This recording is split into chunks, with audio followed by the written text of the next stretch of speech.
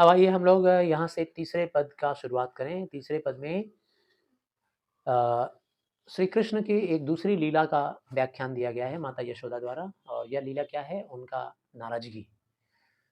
किस तरह से वो चिढ़ जाते हैं, नाराज़ हो गए हैं और ज़िद्दी हो गए हैं खिलौने के लिए। वो भी चंद्रमा को खिलौना मानकर चंद्रमा जैसे खिलौना को पाना चाह रहे हैं। कहते हैं हाँ, सूर्य के लिए। कहते हैं, मैया मोरी चंद्र खिलौना लैहों। मुझे चाँद चाहिए, वो खिलौना चाहिए मुझे। वो जो आकाश में चमक रहा है ना, चमकदार, मुझे वही चाहिए। छोटे-छोटे बच्चे जब ज़िद कर देते हैं तो माता-पिता के सामने ये एक बहुत बड़ा परिस्थिति पैदा हो जाता है, विकट परिस्थिति कि कैसे उभरें इससे। तो माता यशोदा से कहते हैं कि मुझे वो चंद्र खिलौना चाहिए, चाँद के समान नहीं बल्कि वो चाँद ही चाहिए। धौरी को पै पान न करिहों। धौरी मतलब होता है सफ़ेद गाय, ठीक है ना? धौरी मतलब सफ़ेद, यहाँ सफ़ेद का पै, सफ़ेद का पै, पै यानी दूध, तो सफ़ेद का दूध यानी सफ़ेद गाय का दूध, ठीक है ना? धौरी, हाँ, धौरी को पै पान न करिहों, कहते हैं कि अगर मुझे वो चाँद वाला खिलौना लाकर तुमने नहीं दिया, तो मैं ये सफ़ेद गैया का दूध भी नहीं पीऊँगा, जो तुम मुझे दूध पिलाने के लिए ले आती हो। बेनी सिर न गुथें हों, और बेनी का मतलब होता है चुटिया, चोटी। तो छोटे-छोटे बच्चों की चोटी कर दी जाती है, बाँध दी जाती है। तो कहते हैं मैं चोटी भी नहीं बँधवाऊँगा, सिर न गुथाएँ हों। गुथाएँ हों मतलब चोटी को गुथा जाता है एक-दूसरे में, तो चोटी भी नहीं गुथवाऊँगा। मोतिन माल न धरिहों उर पर, और मोतियों की माला जो मेरे कंठ में तुम पहनाती हो, मेरे उर पर, उर यानी कि हृदय पर, सीने पर जो मेरा मोतियों का माला तुम लाकर पहनाती हो, मैं वो भी नहीं धरूँगा, वो भी नहीं पहनूँगा, धारण नहीं करूँगा। मोतियों का माला भी धारण नहीं करूँगा।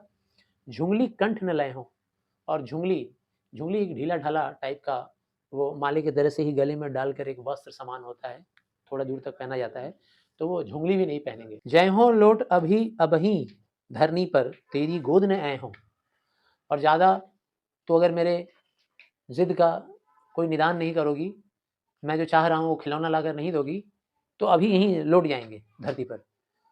जय हों लोट अबहीं धरती पर, अभी धरनी पर लेट जाएँगे, अभी ज़मीन पर लेट जाएँगे, तेरी गोद न आए हों, और जितना भी तू पुकारेगी मैं तेरे गोद में नहीं आऊँगा।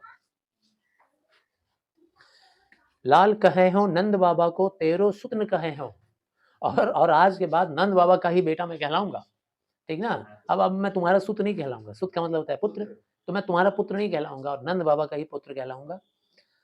अ, कान लायक कछु कहत यशोदा, दाऊँ नहीं सुने हो। उसके बाद माता यशोदा समझ जाती हैं कि ये मनाने से मानने वाला नहीं है, कोई ना कोई चालाकी करनी पड़ेगी इसके साथ, तब जा कर के ये मानेगा।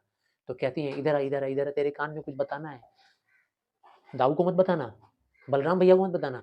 छोटे बच्चों में कॉम्पिटिशन की भावना बहुत ज़्यादा होती है, प्रतियोगिता, है ना? उनको अगर हम लोग कह देंगे, आओ आओ तुमको एक चीज़ देंगे, बड़े भैया को मत बताना, तो खुश हो जाते हैं उतने से ही, कि ये स्पेशल मेरे लिए है, भैया के लिए नहीं है। तो यशोदा माता उनको बेवकूफ़ बनाती है और कहती है कि इधर आओ, तुम्हारे कानों में कुछ कहना है बहुत ज़रूरी, और दाऊ को मत बताना। दाऊ ही नहीं सुनाए हों, दाऊ को मत सुनने सुनने देना, आओ तुम्हारे कान में कहना है, ख़ास करके। चंदा हूँ तो अति सुंदर तो ही नवल दुल्हनिया लय ब्याह हो, और उसको वादा करती है, "दैट तू चाँद के पीछे पड़ा हुआ है? अरे चाँद तो कितना मामूली सा चीज़ है, चाँद से भी ज़्यादा खूबसूरत, वो तो उतना खूबसूरत है नहीं, उससे भी ज़्यादा खूबसूरत, अति सुंदर तो ही", तुलना कर रही हैं। चाँद हूते, चाँद से भी अति सुंदर, नवल नई नवेली, दुल्हनिया, दुल्हिया, यानी नई नवेली दुल्हन ला देंगे तुम्हारे लिए, उसी से तुम्हारा ब्याह करवा देंगे। आप खुश हो जाओ। तुरंत खुश हो जाते हैं। तेरी सौ मेरी सुन मैया अबहीं ब्याहन जय हो।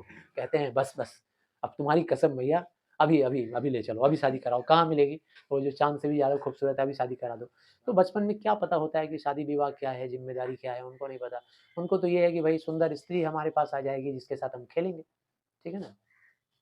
सूरदास सब सखा बराती नूतन मंगल गए हो, और सूरदास जी कहते हैं कि अगर ऐसा हुआ कि श्री कृष्ण, मेरे इष्ट, मेरे प्रभु का विवाह हो रहा होता चाँद से भी खूबसूरत किसी स्त्री से, और उसमें सारे बाराती जा रहे होते, उन बारातियों में मैं भी हिस्सा लेता, मैं भी बाराती बनता, नूतन मंगल गए हो, और नए-नए मंगलकारी, मंगलमयी गीत गाता, मंगल गान किया जाता है ना विवाह पर, तो मैं भी मंगल गान करता।